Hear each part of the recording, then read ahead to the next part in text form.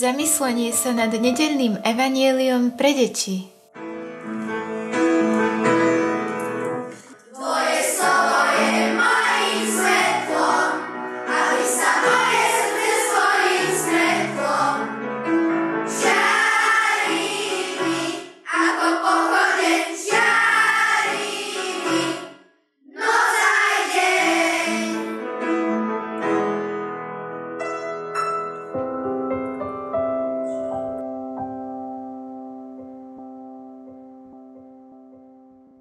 Z Evanjelia podľa Jána.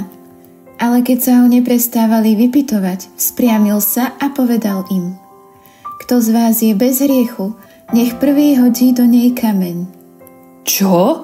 Ježiš chcel, aby ľudia hádzali do niekoho kamene? Veď kameň je taký tvrdý, že mu môže aj ublížiť. Áno, toto Ježišovo slovo, to je ďalší obraz.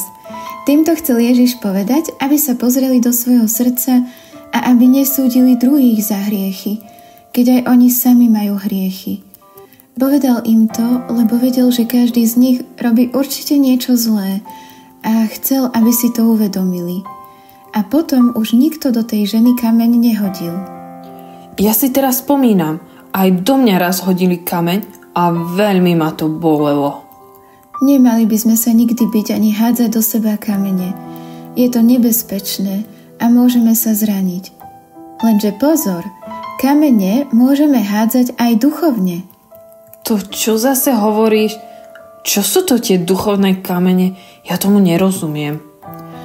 No, stalo sa ti niekedy, že si sa nechcela s niekým hrať, lebo sa ti nepáčilo, ako vyzerá, alebo aké má oblečenie? No, áno, priznávam sa.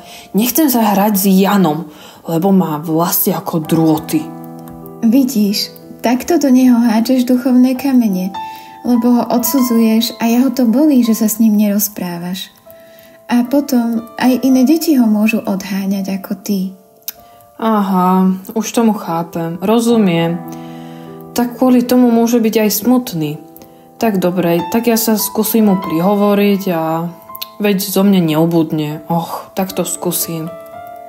Mária, naša súcitná matka, ktorá všetkých prijíma a miluje. Oroduj za nás.